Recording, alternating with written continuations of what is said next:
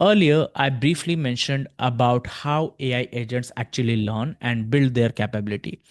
This is a core concept, so we are going to slow down basically here and explore it properly over a next couple of slides. We'll start by looking at how AI agents gain knowledge by connecting to different external sources, things like databases and tools and APIs and documents. So they are just not limited to what they're trained on. After that, we'll talk about how human knowledge gets integrated into agents, how we can guide them, structure information for them, and essentially teach them to perform useful tasks. By the end of this particular part, you'll have a clear understanding of how agents learn and how you can use that understanding to unlock their full potential and build more powerful AI systems. As I discussed earlier, AI agents can make decisions on their own, but they don't operate in isolation. They still rely on humans to define their goal. This idea is captured by an important concept that is human in the loop, or HITL. It basically means humans stay involved throughout the entire life cycle of an AI agent, from training to deployment to continuous improvement. But let us understand this with a very simple example: a chatbot customer support chatbot rather. First comes the development stage. Imagine a tech company building this chatbot. Human developers are responsible for training it. They choose and prepare the training data, design the algorithm and architecture, and define the ethical rules and constraints. They also decide what success looks like. For example, if the goal is to improve customer satisfaction, humans define measurable metrics like satisfaction scores or resolution rates. Next comes the deployment stage. Once the chatbot is delivered to a client company, humans are still actively involved. Their employees integrate the chatbot into their workflows and guide its behavior through instructions and updates. For instance, support teams regularly update the chatbot's knowledge base with new policies, product updates, or company specific procedure. And then comes the production stage, where the chatbot starts interacting with real user. This is where continuous improvement happens. Human reviewers monitor conversations, analyze performance, fix mistakes, and refine responses. Even end users play a role here. They provide feedback indirectly through their questions and reactions and satisfaction levels. All this human input acts like a feedback loop that helps the AI agent learn, adapt, and perform better over time. However, there's a trade off. Human feedback is extremely valuable, but it is also slow and inexpensive to collect. Reviewing conversations, labeling data, and refining behavior takes significant time and effort. Still, this process is essential because it helps the AI agent learn from real world interactions and gradually become more accurate and useful. One of the coolest things about AI agent system is that they don't actually stay the same. They can learn and get better over time. And they mainly do this through three key sources. First, by learning from other agents. Second, by connecting to external sources like internet or databases.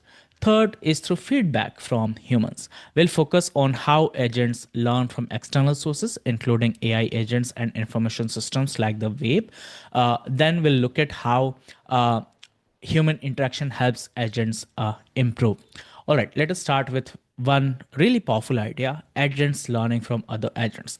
This becomes especially useful when multiple agents are working on the same kind of task. Instead of every agent figuring everything out from scratch, they can share what they've learned from each other. This kind of agent to agent feedback reduces how much humans need to step in and guide them. For example, imagine a company using multiple AI customer support agents across different regions. Now, suppose one agent encounters a brand new issue, something it has not seen before. It interacts with a user, figures out the solution, and resolves the problem.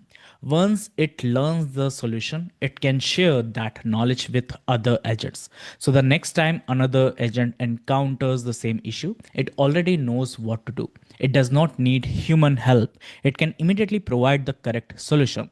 This kind of collaborative learning makes the entire system faster, smarter, and more efficient over time. Now, another major way agents learn is by connecting to external information sources. These sources can include datasets, websites, searches, APIs, or any external system that provides useful information. When an agent realizes that it does not have enough information, it can use these tools to fetch what it needs, update its knowledge, and then continue reasoning. Let us take a very simple example. Suppose a user asks an AI agent to recommend the best week next year to go surfing in Greece based on the weather conditions. Now, the agent's core language model may not have detailed or up to date weather expertise. So, the agent connects to an external weather database and retrieves historical weather data for Greece. But weather alone is not enough. The agent still needs to understand what conditions are ideal for surfing. So it performs another step. It searches surfing websites or APIs to learn that the best surfing condition usually involve high tides, sunny weather, and low rainfall. Now the agent combines both pieces of information, weather data plus surfing knowledge, and identifies the pattern. Based on that, it can predict which week next year is most likely to offer ideal surfing condition. It then presents this recommendation to user. And this highlights one of the key differences between AI agents and traditional AI tools like ChatGPT. Agents don't just rely on what they are trained on, they can actively fetch new information, learn from it, and use it to make better decisions. This ability to continuously learn and share knowledge makes AI agents far more dynamic, adaptive, and general purpose compared to static AI agents system with fixed knowledge. Now that we have built a strong foundation, we are ready to move into practical side of AI agents. In this section, we'll clearly separate out three concepts that often get mixed up: LLMs, AI workflows, and AI agents. We'll introduce two important frameworks used to build agents, that is React and Revu, and understand how they help agents understand and act effectively. Along the way, we'll compare single agent and multi-agent system, explore powerful idea of chain of thought reasoning, basically how agents think step by step, which not only improves their decision but also make their behavior easier for developer to understand and debug. Let us get going. I hope you're excited, but this is where things get really, really interesting. Let us start with very simple question. Is ChatGPT an AI agent? Or if you build an app that connects to an LLM, does that automatically make it an AI agent? And what exactly is difference between an LLM, an AI workflow, and an AI agent? If this feels a bit confusing right now, that's completely normal. I felt the same way initially, but by the end of this particular section, everything will be much more clearer. You have probably used ChatGPT many times now. At this core, it's a chat interface powered by LLM that the way that LLM works is straightforward. You give it a prompt, a question, or an instruction, and it generates a relevant response. But here's the key point: the LLM only responds when you ask it to. It does not act or it does not take initiative or act on its own. For example, if you ask ChatGPT to translate a sentence, it will translate it, but that's it. It won't do anything else unless you give another prompt. Now imagine asking ChatGPT that translate my latest email. Can it do it? No, because it does not have access to your mail. LLMs operate only within the information provided in the prompt and knowledge they were trained on. They don't actually fetch new or private information. Everything happens inside the boundary that we have defined earlier.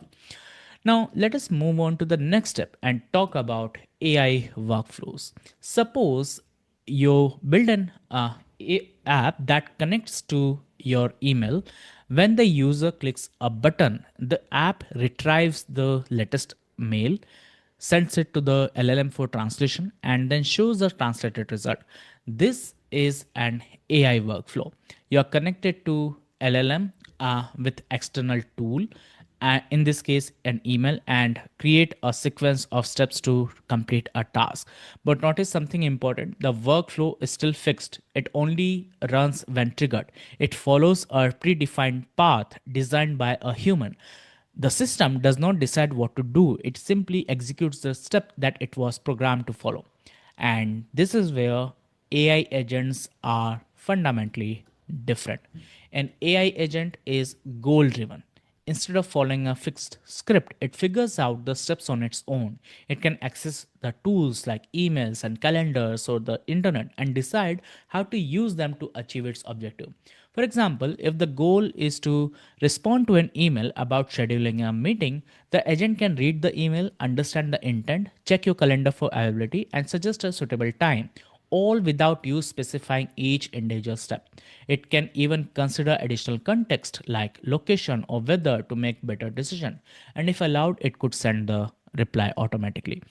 What makes this powerful is that the agent reasons about what needs to be done instead of just executing a fixed sequence. Another key advantage is learning and adaptation.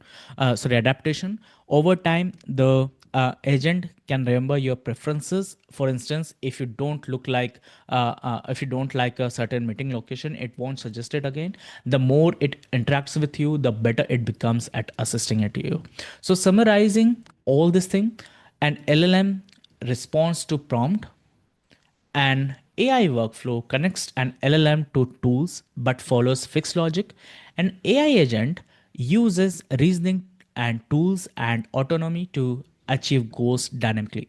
This distinction is the foundation of everything that we are building next.